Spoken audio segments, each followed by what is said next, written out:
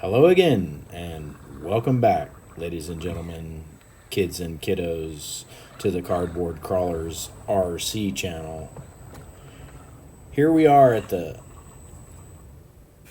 outdoor amphitheater on a beautiful April afternoon after some rain last night. The rocks have all dried out. The sand's a little bit wet still, but the sun started to come out this afternoon, so I thought I'd come out for a little shimmy shammy on the rocks and see what I could get done.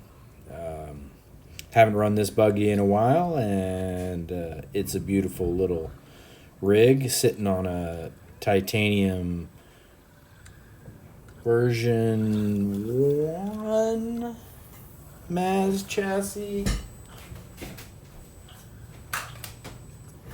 Yeah, that's a version 1 Maz chassis with some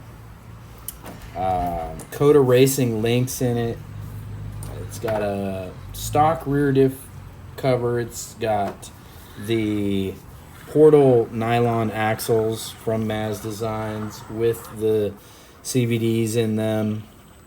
Running Maz double star wheels in bronze on there, with some 36 millimeter hot racing friction shocks in this rig. We do have an NSD RC servo in it, but we're only running a version 2 electronic system with a stock transmission and a purple Endura Pro motor in it. It works absolutely fabulously. I love it. It's a great running little truck. It's super lightweight. I think it's coming in around 360 to 380 grams, possibly. I think it's in the 360 range. I didn't weigh it before I shot this film, and I don't feel like pausing while I'm recording, so we'll have to get that weight later. On the next one, I'll make sure to get it. Running 57 millimeter by 22 Endura Chirax on there, and it's a decent tire when I don't have my differential or my rear diff all locked up on a rock. So that's what's going on right here in this little stuck section. I'm diffed out, and then I'm pinched in, and I just have to give it enough juice to cut her loose. The back rim is getting ground up back there. But we've got the scale hardware on these wheels, so it kind of acts as a little bit of grip. This is kind of a weird little section. I normally don't come in that way. I come in one rock over, usually right there where the rear wheel's setting down right now. I usually come in that gap, and I just kind of missed my gap. But good times. Remember, if you like this content, please comment. Say something in the, if you're tired of seeing these rigs, send me something. If you're not tired of them, let me know. I love driving them. Good times. It's starting to be real nice out here in North Carolina. Actually warmed up to almost 80 degrees the other day, and it kind of cooled down today. It's down in the 70s. Super nice out. Lawn's starting to green up. Put some fertilizer on it recently, just some lime to help it gather the nutrition out of the soil, and yeah, just having fun. Kind of do a little bit of rearranging towards the end of this run here. I have some rocks that are kind of in a pile, and I just kind of started shuffling them around into a single lane to help, just give some more lines there. Pardon the laundry blowing in the wind in the background. That's just some old dog towels. I like to put them out, let them get rained on a little bit, and then I'll end up washing them and drying them in a dryer. But I get some of the dog hair and whatnot off in the rain, so I just put it out on an old laundry line out there. But yeah, fun lines through here. This is new old section, as we know.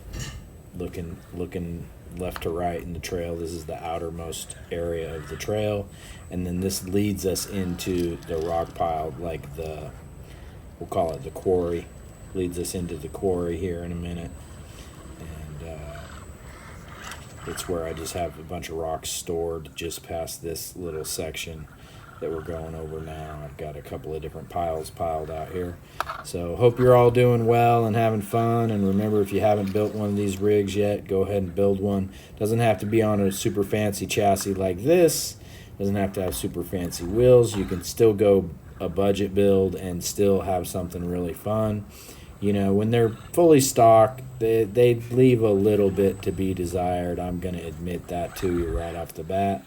But you get a decent Emax servo going in one of these rigs and some weighted wheels and tires. Get yourself some, you know, Coda Racing or Endura links, or if you can afford to get a nice set of stainless links from Maz, you know, they're only 35 or 25 bucks, I think, for links. I was just talking to him again on the phone today. And who knows, he might hook you up with some shipping on those because it's pretty cheap for him to ship them out.